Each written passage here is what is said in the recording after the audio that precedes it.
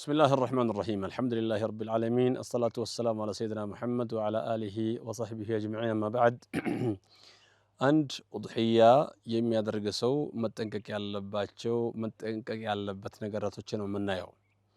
ብዙ ጊዜ ከኡድሕያን በተመለከተ 10 ቀናትን በተመለከተ መጠንቀቅ ያለበት ተነስቷል። እሱ አሁን በተለይ በዒዱ ቀን እንዲሁም ደግሞ ከኡድሕያ ጋርም ተያይዞ ያልተነሱ ነገሮችን የምናነሳው ፕሮግራም ነው በዚህ ላይ የምናየው።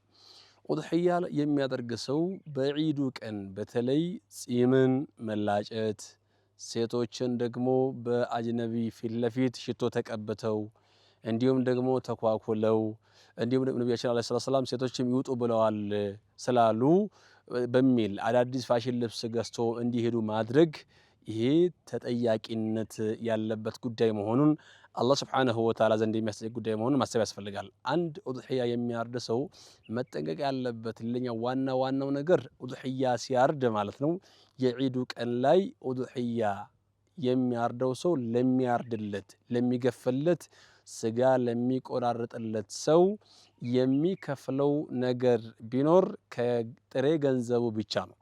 ከኡድሕያው ላይ ቆዳ መውሰድ፣ ጭንቅላት እንዲወስድ ማድረግ መሰል ነገሮችን አድርጎ እንዲሄድ ማድረግ አይፈቀድም። ነብዩ አለይሂ ሰላቱ ወሰላም አልይን እንዲያሳርድላቸው አልይ ሐላል አድርጎ ሲያበቃ የቀረውን ነገርም እንዲሰራ ከመደቡት በኋላ ምን አሉት? ወላ ቱዕጢል ጀዛረ ሸይአን ለጀዛሩ ምንም ነገር እንዳትሰጠው ብለውኛል አለ። ጀዛር አራጅ ማለት ነው፣ የሚቆራረጠው ይሄ የሚገፋውና የሚቆራረጠው ማለት ነው። ለሱ ከኡድሕያ ገንዘብ ላይ ምንም ከኡድሕያው ስጋ ላይ ምንም አይሰጠውም። ምንም ነገር ያረደበት ሂሳብ የሚሰጠው ከስጋው ላይ ወይም ከታረደው ላይ ሳይሆን ከኪስ ነው የሚሰጠው። ከኪስ ስንት ብር እንደሚሰጠው ታስቦ ለዛ ሰው ይከፈለዋል እንጂ ከኡድሕያው ላይ ላረደበት በሚል አይሰጥም በጭራሽ። ምክንያቱም ኡድሕያውን ያጎላል። ሌላው ኡድሕያ ላይ ክልክል የሚሆኑ ነገሮች ልክ ይሄንኛው ታዲያ የኡድሕያ አካል ስለሆነ ለአራጅ ከዛ በክፍያ ሂሳብ አይሰጠውም ከተባለ የሚያሳየው ምንድነው? ሌላው ነገር የኡድሕያ ስጋ አይሸጥም፣ ክልክል ነው። ለኡድሕያ ከታረደ በኋላ ጉበት መሸጥ፣ ሳምባ መሸጥ፣ መሰል ነገሮችን መሸጥ አይፈቀድም። ታዲያ ምንድነው? ይሰጣል። ከተሰጠ መስጠት ነው፣ ካልሰጠ ደግሞ ለራሱ መጠቀም እንጂ ለአላህ ሱብሓነሁ ወተዓላ ቁርባን ከተባለ በኋላ የሚሸጥ ነገር በፍጹም የለም ማለት ነው። ሌላው ኡድሕያ ላይ የሚከለከለው ነገር ስጋውን ማባከን፣ መጣል፣ እንዲቆሽሽ ማድረግ እንዲሁም ደግሞ ሸቶ ሲያበቃ እንዲጣል ማድረግ፣ በስብሶ ሲያበቃ ተበላሽቶ እንዲጣል ማድረግ፣ ከመጠን በላይ ሰርቶ መድፋት፣ ይሄም ክልክል ነው። ኡድሕያ ላይ ክልክል ከሚሆኑ ነገሮች መካከል ያነሱት ጉዳይ መሆኑን ልብ ማለት ይፈልጋል። ዋናዎችን እያነሳሁ ነው፣ እመለስበታለሁ። ሌላው ኡድሕያ ቀን ላይ የሚከለከሉ ነገሮች ቤት ውስጥ በዒድ ስም ኢኽትላጥ፣ በዒድ ስም በኡድሕያ ስም በእርድ ስም እንትን ማለት ይሄ በጣም እኛ ጋር በተለይ የበዛ ነገር ነው። እሱ ላይም ጥንቃቄ ማድረግ ያስፈልጋል። ሌላው በእኛ አካባቢ በጣም መሰራት ያለበትና ክልክል የሆኑ ነገሮች የኡድሕያ እርድን ምክንያት በማድረግ ሄዶ ሙሉ ቀን እዛ መዋል። በተለይ የምንቃረጥ ሰዎች አንድ ግመል ለሰባት አንድ ከብት ለሰባት የምናርድ ሰዎች ጠዋት ወጥተን ማታ መግባት፣ ይሄ እንደዚህ የዒዱን ቀን በዛ መልኩ ቀኑን እንትን ማድረግ ሳይሆን የዒድ ቀን የዚክር ቀን ነው። የዒድ ቀን ከቤተሰብ ጋር የሚጫወቱበት ቀን ነው። የዒድ ቀን ከልጆች ጋር የሚዛየሩበት ቀን ነው።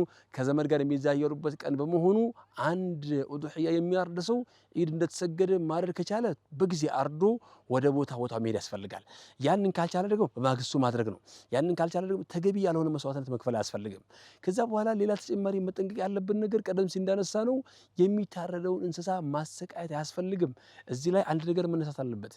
አንድ ኡድሕያ ሲታረድ ከሚደረገለት እንክብካቤ መካከል በሌላ ክፍል እንዳየነው ሁሉ ቢስሚላህ ማለት፣ አላሁ አክበር ማለት እንዲሁም ደግሞ ነብዩ አለይሂ ሰላም ያሉትን ነገር መጨመር፣ አላሁመ ሃዛ ሚን ሙሐመድ፣ አላሁ ይሄ ከኔና ከቤተሰቦችና ኡድሕያ ላላረዱ ሰዎችም ለሌላ ሰዎች ነው እንደዚሁ ብሎ ተናግሯል ነብዩ አለይሂ ሰላም። ስለዚህ አንድ ኡድሕያ የሚያርድ ሰው አላሁመ ሃዛ ሊ ወሊ አህሊ በይቲ፣ አላህ ሆይ ይሄ ለኔና ለቤተሰቦቼ ላላረዱ ቤተሰቦቼ ለእናት ለአባቴም ብሎ በህይወት ላሉ ሰዎችን ጠቅሶ ማለት ነው ለነሱ ነው ማርደው ብሎ ለነሱም ጨምር አላሁመ ሃዛ ዐኒ ወዐን አህሊ በይቲ ነው የሚለው። አፍወን አላህ ሆይ ይሄ ከኔና ከቤተሰቦቼ ለአንተ የተቀረበ ቁርባን ነው ማለት አለበት ማለት ነው። ከኔና ከቤተሰቦቼ ከኔና ከወላጆቼ በህይወት ያሉትን ማለት ነው። እነዛን ጠቅሶ ላላረዱ ሰዎች ኡድህያ ላላረዱ ሰዎች ስማቸውን ጠርቶ እንደዚህ ኡድህያ መነየት አለበት። አንድ ሰው ተወክሎ የሚያርድ ሰው ለራሱ ማረድ ደግሞ ሱና ነው። ራሱ ሰዎችን መወከል ይጠላል ካልቻለ በስተቀር እንጂ ካልቻለ ምን ማድረግ አይችልም። በህመም ምክንያት በአቅም ማጣት ምክንያት መሰል ነገሮች ካልቻለ ነው እንጂ ውክልና መስጠትም ደግሞ አይፈቀድም።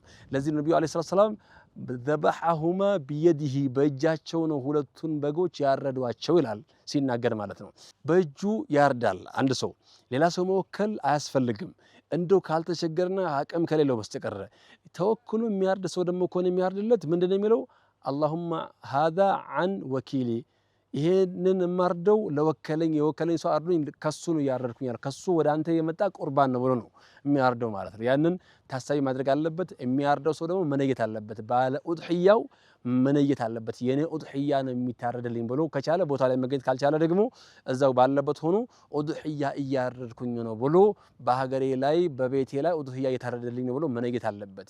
ተወክሎ ብዙ ጊዜ ታዲያ እኛ አሁን ኡድህያ ሲባል ስጋ ነው ትዝ የሚለን ይሄንኛው አዳብ ትዝ አይልም። ይሄን አዳብ መጠበቅ ያስፈልጋል እኮ እኛ ቤታችን ላይ ምናልባት የሚገፉ ሰዎች ከሆነ የሚያርዱት ቦታ ላይ ተገኝተን ምን ብለው ማረድ እንዳለባቸው መናገር ያስፈልጋል። አረብኛውን ካልቻለን አላህ ሆይ ይሄ ከወካይና ከቤተሰቦቹ ወደ አንተ የመጣ ቁርባን ነው ብለህ እረድልኝ በለው። ግልጽ ነው አይደለም? አላህ ሆይ ይሄ ለኔ ወካይ ወክሎኝ ለሱና ለቤተሰቦቹ ወደ አንተ የሚመጣ ቁርባን ነው ብሎ እንዲያርድ መንገድ ያስፈልጋል በሚገባው ቋንቋ ማለት ነው። እኛ ካልቻለን እኛ ደግሞ ከቻለን በእጃችን ራሳችን ማረድ ነው የሚያስፈልገውና ያን መጠበቅ ያስፈልጋል።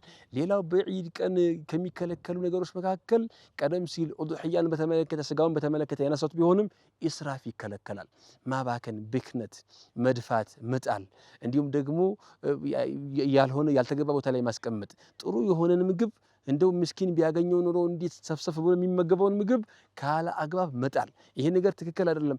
አድርሱላቸው፣ ስጧቸው ይብሉ። ልጆች ብዙ ልጆች አሉ እኮ መንገድ ላይ ስጋ ሳይሆን ሽሮ ያጡ ሰዎች አሉ፣ ደረቅ እንጀራ ያጡ ሰዎች አሉ። ለነሱ ስጧቸው። ዒድ እኮ ዒድ የሚሆነው እነሱም ሲበሉ ጭምር ነውና አንድ ፍሬ ስጋ መባከን የለበትም። አንድ ፍሬ እንጀራ መባከን የለበትም። አንድ ፍሬ ዳቦ ሩዝ መባከን የለበትም። የሚጠጣ ነገር መባከን የለበትም። የተሟላው ነገር መባከን የለበትም። ያ ሁሉ ነገር ቦታውን ማግኘትና መዳረስ አለበት ማለት ነው።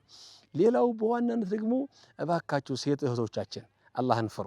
በዒዱ ቀን እባካችሁ እናንተ ፋሽን ለብሳችሁ የቻይና ልብስ ለብሳችሁ ሽቶ ተቀብታችሁ ውድ ሽቶ ተቀብታችሁ መንገድ ላይ ሊሰግዱ የሚወጡ ሰዎችን ቢዚ የምታደርጉ ሰዎች እየተጋፋችሁ የምትሄዱ ስቴዲየም ስንሰግድ የተለያየ ሜዳ ላይ ስንሰግድ እንደውም የተለያየ ቦታ ላይ በምንሰግድበት ቦታ ላይ ቢዚ የምናደርግና ሰጋጆችን ውዱ እንዲፈቱ የምናደርግ ሴቶች አላህን ፍሩ።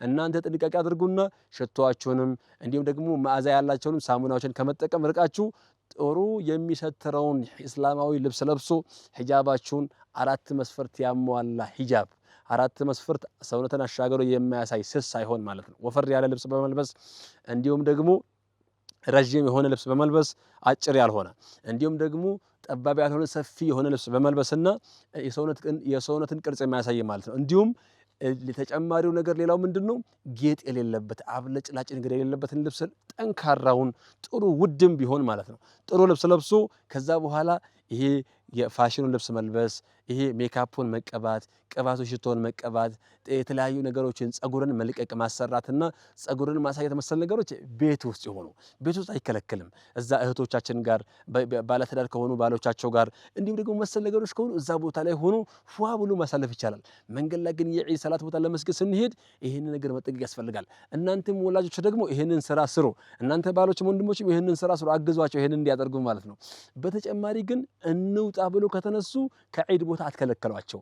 ነብዩ አለይሂ ሰላቱ ወሰላም በወር አበባ ላይ ያሉ ሴቶች ሳይቀሩ እንዲሁም መውጣት ያልነበረባቸው ቤት ውስጥ የሚቀመጡትም ሳይቀሩ ሁላቸውም የዒድ ቦታ ወጥተው ፏ ያድርጉት ብለዋል። የዒድ ቦታ ላይ ወጥተው ዱዓን ይሳተፉ፣ ዳዕዋ ይሳተፉ፣ መልካም ነገሮችን ይሳተፉ ብለው ነብዩ ሰለላሁ ዐለይሂ ወሰለም ስለተናገሩ ሁላቸውም ሸዓኢር ኢስላም ስለሆነ የእስልምና ሃይማኖት ምልክት ስለሆነ ጎላ ብሎ ወንዶቹ ያላቸውን ልብስ ለብሰው ጠንካራ የሚባለውን አዲስ ልብስ ለብሰው እንዲሁም ደግሞ ውድ የሚባለውን ጫማ ለብሰው ጥሩ የሆነ ነገር ነገር ፏ ብለው ወጥተው የዒዱን ቀን በደንብ አድርገው ፏ አድርገው ውለው ወደ ቤት መመለስ ያስፈልጋል።